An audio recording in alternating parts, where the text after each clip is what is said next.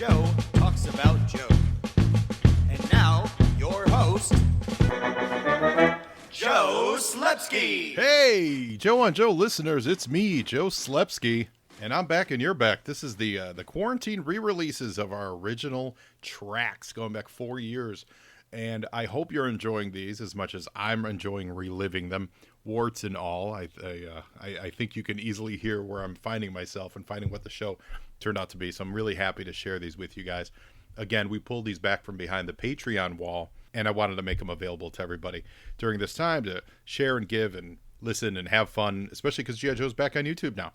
So, yeah, so I appreciate that. And you guys can always follow me at Joe on Joe Pod on Facebook and Instagram and Twitter. Let me know what you think of some of these early episodes, how terrible they are, or how funny they are, or how awful they are. And we're starting recording back up again, so reach out to me. Let me know, joeandjoepod@gmail.com. Let me know if you want to join me for an episode. I believe we're going to jump into G.I. Joe Extreme very, very soon. So without any further ado, here is the OG track from Joe on Joe 4 years ago. Enjoy.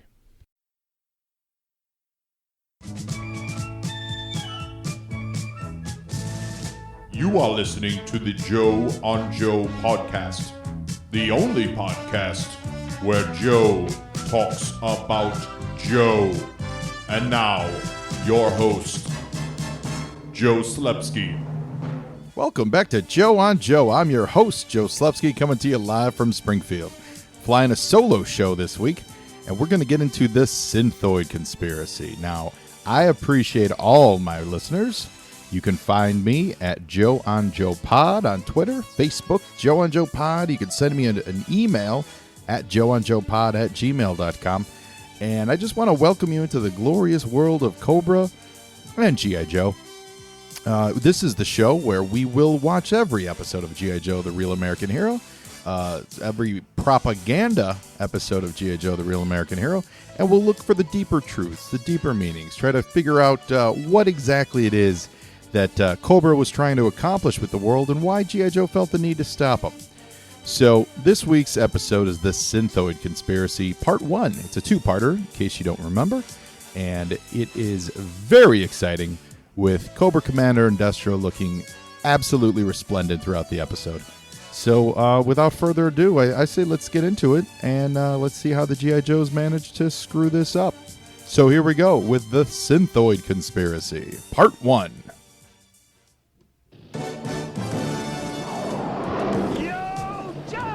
As per usual, we start with the opening crawl of all the G.I. Joe soldiers assaulting the fine craftsmanship of the Destro Mars Industries.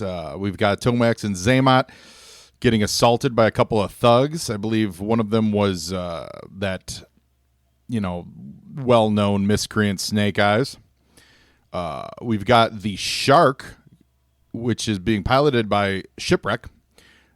He is getting pursued by a brave wild weasel. Its purpose to defend human freedom against Cobra, a ruthless terrorist organization determined to rule the world. Gutless attack on on the Cobra Commander, and it ends with what some people would consider a glory shot of the G.I. Joe team, but whatever, it is what it's going to be. I guess the show's named after him, right?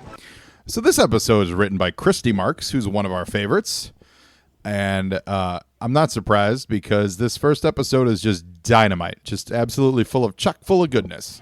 We've got Duke, who is the leader of the Joe Squad, flying overhead. A war game happening on the ocean, and in the offices, I guess they do offices. Everyone's got to work from somewhere, right? In the underwater base of Cobra, which is Cobra Commander and Destro are kind of having an argument about what this mission's about. You'll see soon enough. Now silence. I want to hear this. Which, to his eternal credit, Cobra Commander doesn't want to share his information, which I think makes a lot of sense, frankly. I think that the loose lips sink ships, as they like to say, and frankly, since they're on a ship, I don't want to see that ship get loosed or whatever. Leader Joe to Deep 6. Are you in position? So that's Duke. He's the blonde-haired, blue-eyed goose stepper of the G.I. Joes, and he's talking to Deep Six and Torpedo, who are flying under kind of swimming underwater, getting ready for these war games. And in one place, we have all these generals and admirals and various heads of the United States military. Binoculars, please. Fascism.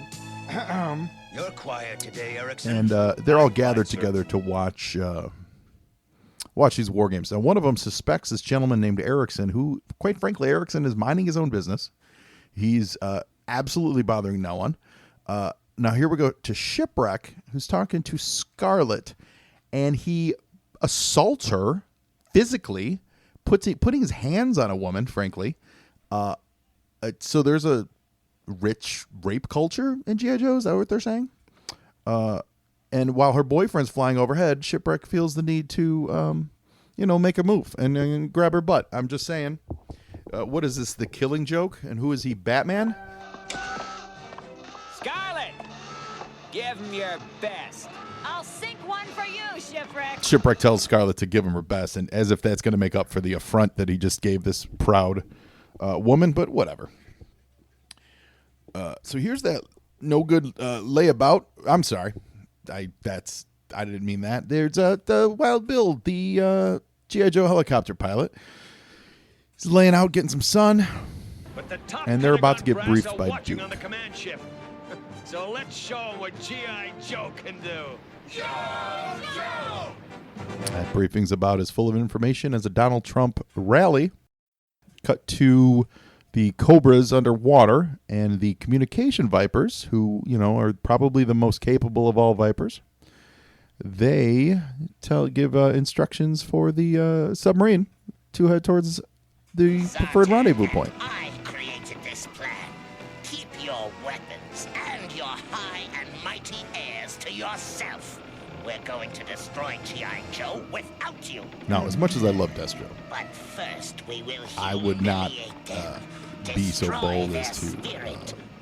Then we'll lead incite them the to ire their doom. of the blessed Cobra Commander. Just saying.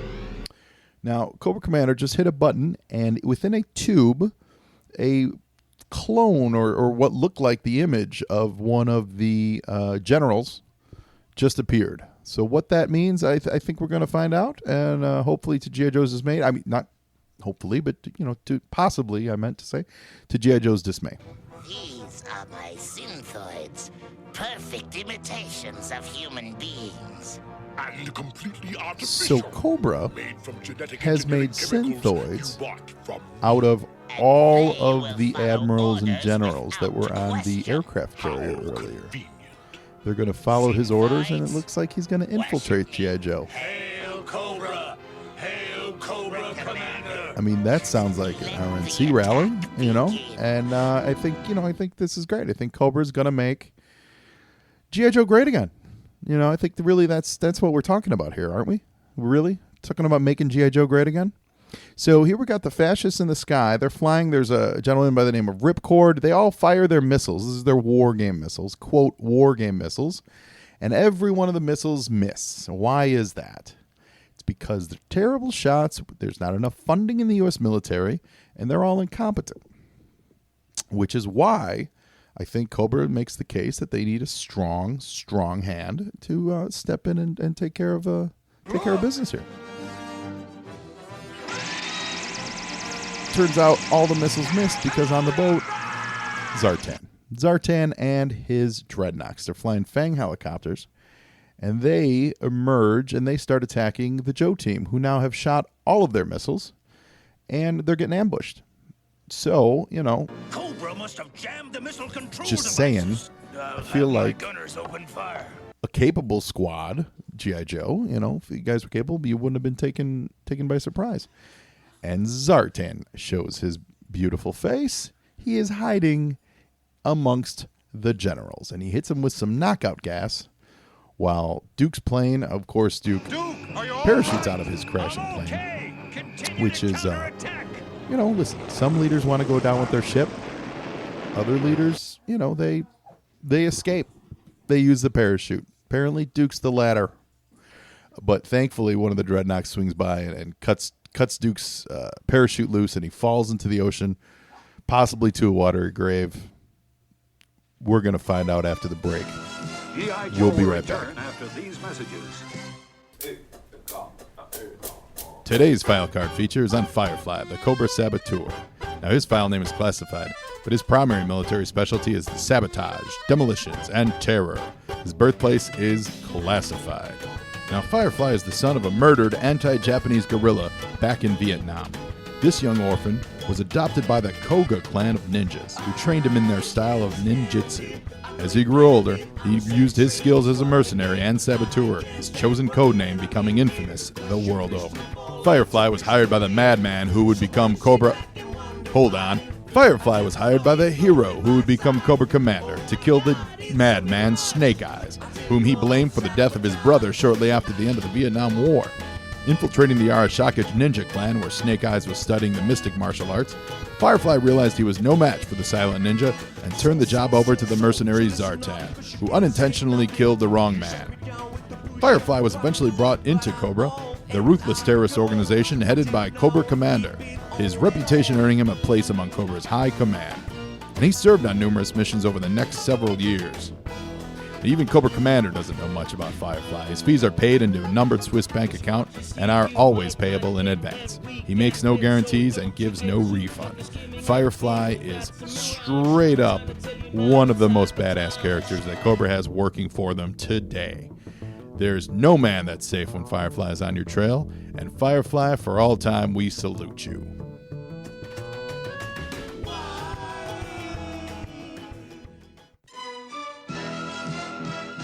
Now, back to G.I. Joe.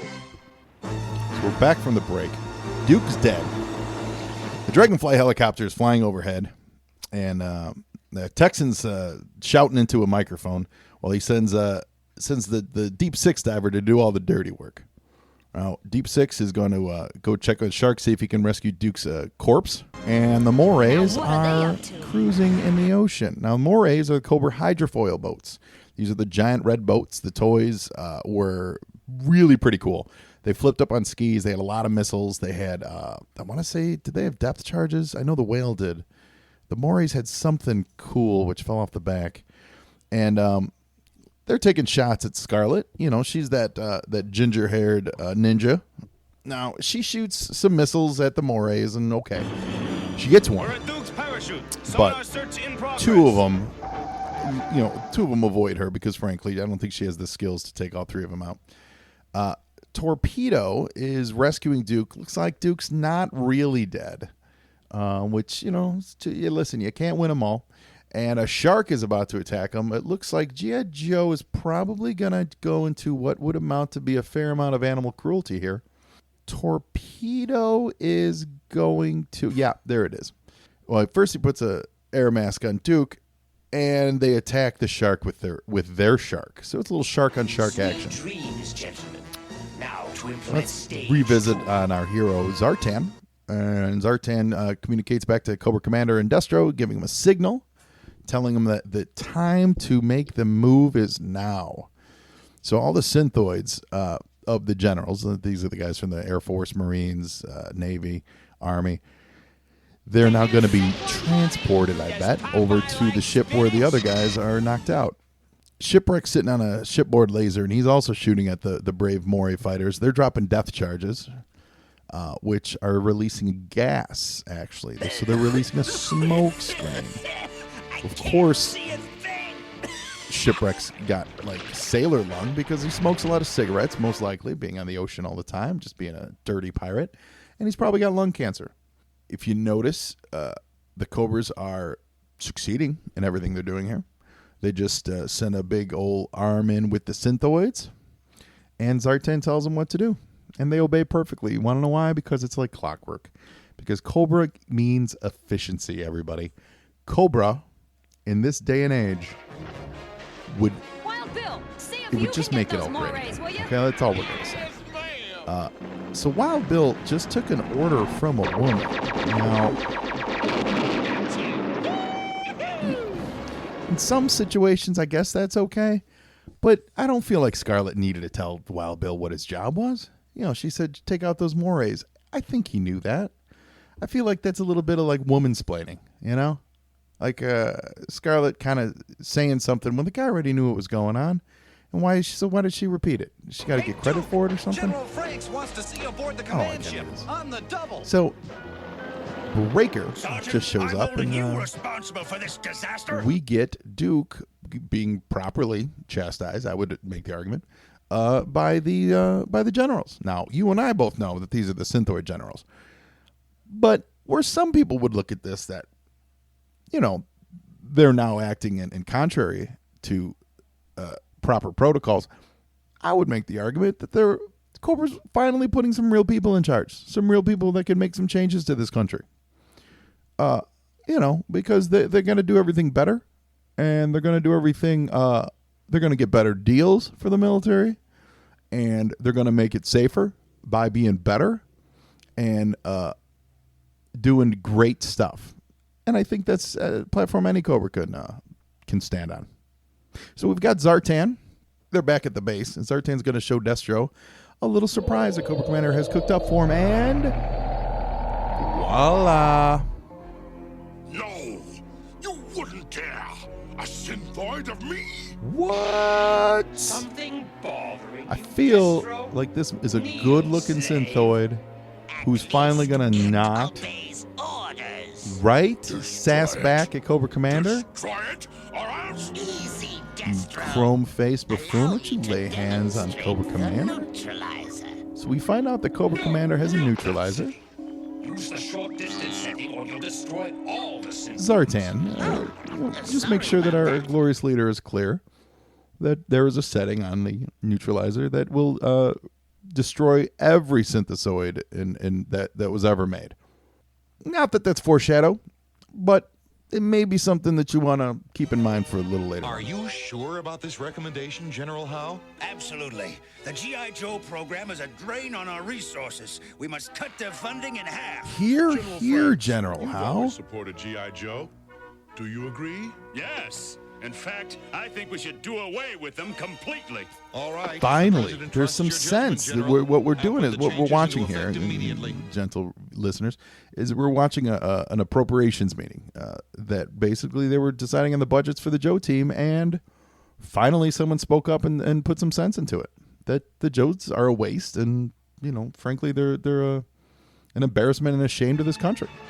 Need some ammo for target practice, Sarge. Why rock and roll the machine gunner needs target practice when he claims he's a machine gunner, says he's the master at machine gunning. Don't know why he needs to waste good ammo just shooting at targets.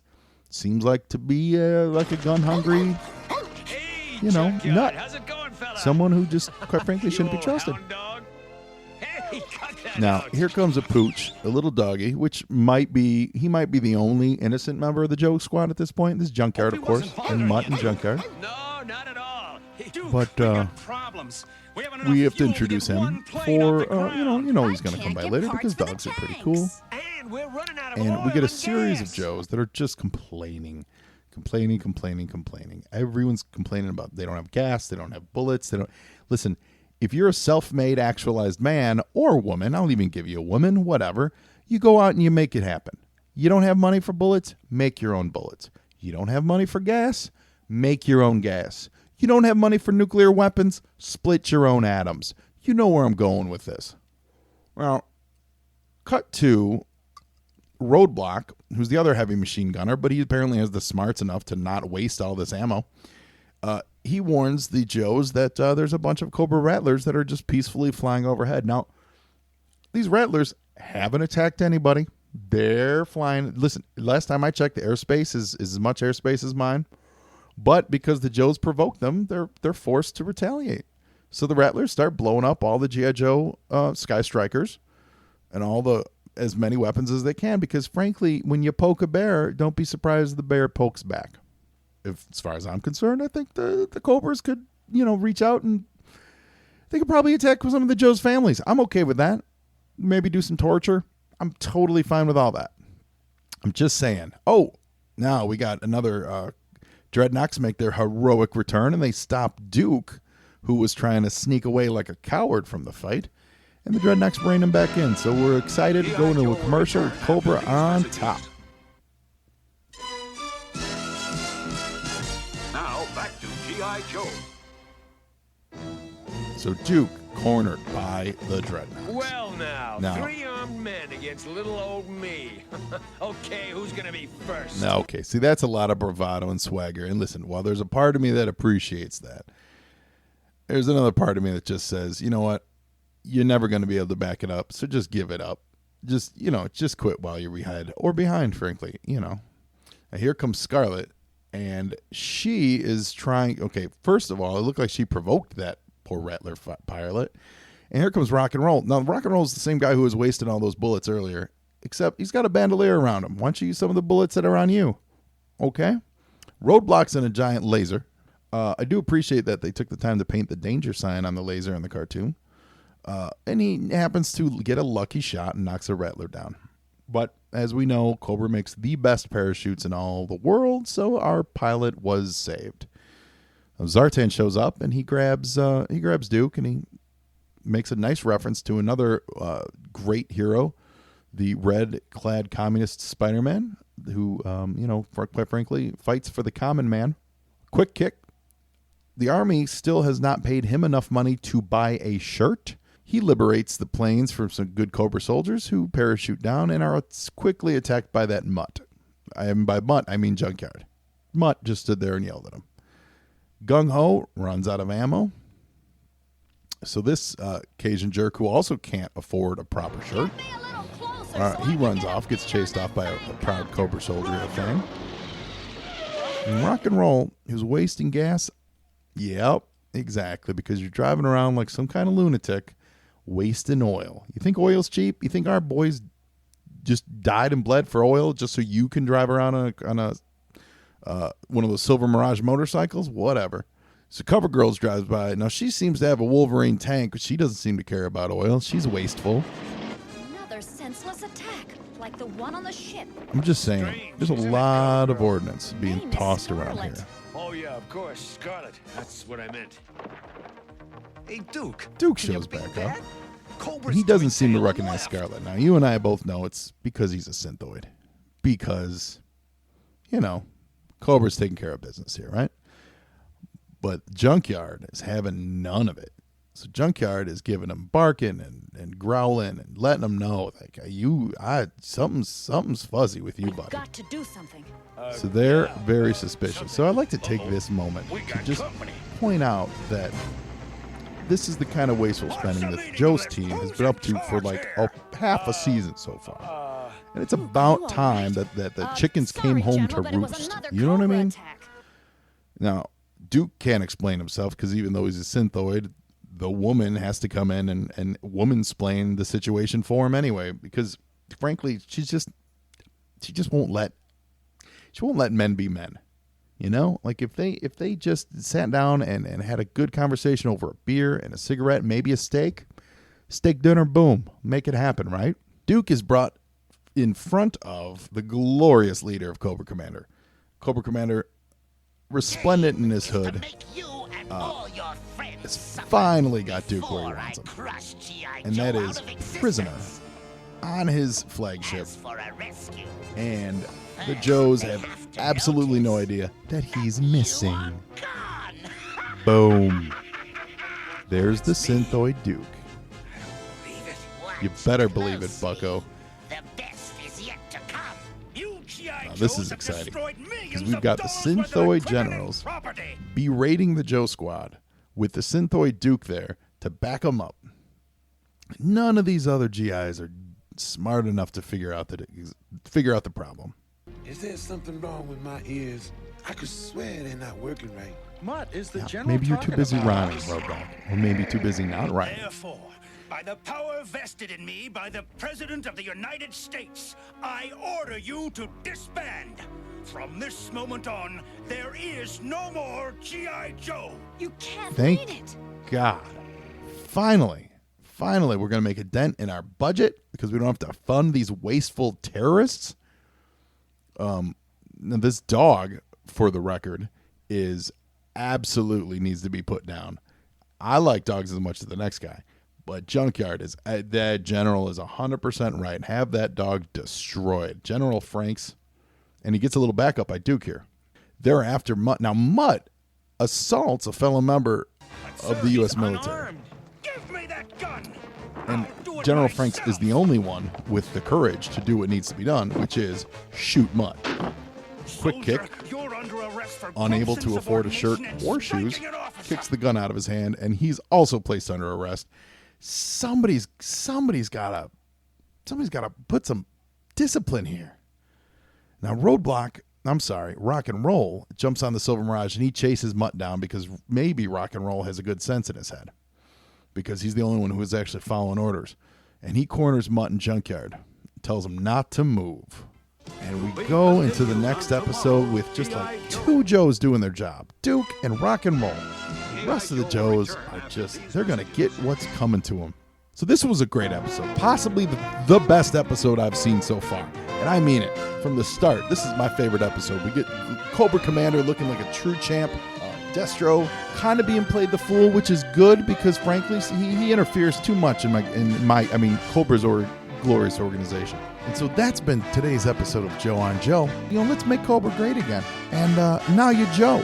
And Joeing's more than half the battle. Joeing is all the battle.